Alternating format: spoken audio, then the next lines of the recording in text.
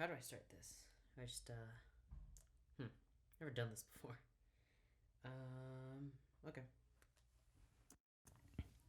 Government. You love it, you hate it, you don't trust it.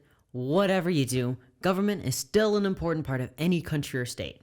It's what runs the whole land. So today, we're going to look at each of the different types of government and explain them so a baby can understand. Little guy, tiny baby, teeny tiny baby, teeny tiny. Alright, this one's pretty easy. You got one guy, and that's it. Just one guy. He makes the rules, and anything he says goes. Monarch rulers are, like everybody else, a part of a family, except one big difference. Privilege. Monarchs inherit their power from their parents and or close relative. Or they killed the last king or queen and took over the kingdom or country. The king, he's a pretty cool dude. The rules don't apply to him. Unless... A constitutional monarchy is when the actual laws and constitution have power over their monarchs. Think the UK. Good old Queen Lizzie can't just go run over people with an SUV like some other people her age like to spend their time. No. She still has to abide by the laws, and not anything she says goes. There's still restrictions on what a constitutional monarch can do. In fact, she didn't even rule the country. She's just a pretty thing to look at. No. This guy's the UK's leader, currently. This dude, he's the Prime Minister. We'll get to that in a little bit. Okay, this one's got some of the best stashes out of all the other forms of government. You've got Hitler, Stalin, Franco, Osaka, Mont. Beautiful. Pretty recently, we've been getting some real disappointments in Un and Il, and even Mussolini. Anyway, we went way off track there, so... Once again, pretty simple. One guy makes all the rules, anything he says goes. Hey, ever heard that one before? Alright. We just went over monarchies like 15 seconds ago. Well then, what's the difference? Well, the difference is the privilege we were talking about earlier. Kings and queens usually get their powers handed down to them as they inherit the power from the royal families. Dictators, on the other hand, usually get their power by military force or climbing the ranks of the government. The difference is in how they get their power. Oligarchies are like little committees that run the whole country. Think the Soviet Union's executive committee of the Communist Party.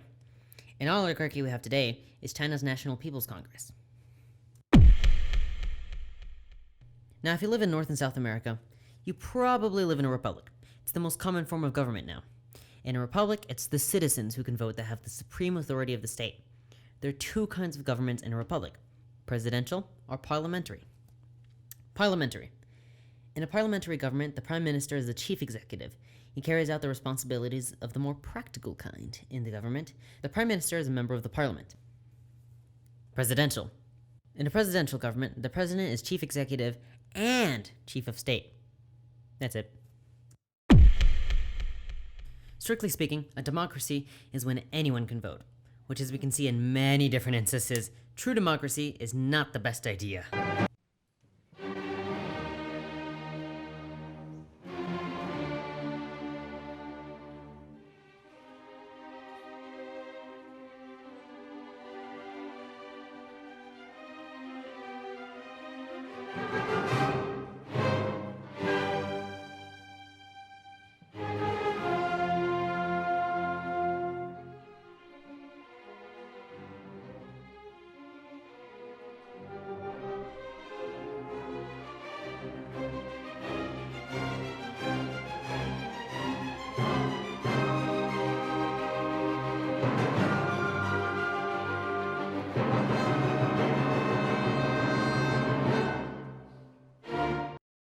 Yikes. Yeah, so there are no true democracies in the world right now. Usually, if a country calls themselves a democracy, they mean republic. But who knows? We may see some absolutely chaotic, truly democratic countries in the future. I wouldn't be surprised if the internet finds a way to infiltrate that democracy. And frankly, I'm totally here for it. So what did we learn today, kids? Well, first of all, now you know more about the government than some world leaders today. Second of all, you know all the main forms of government the world has had. And who knows, maybe you'll see a whole new form of government created in the future. And that's all I have for today. I don't know how to end this.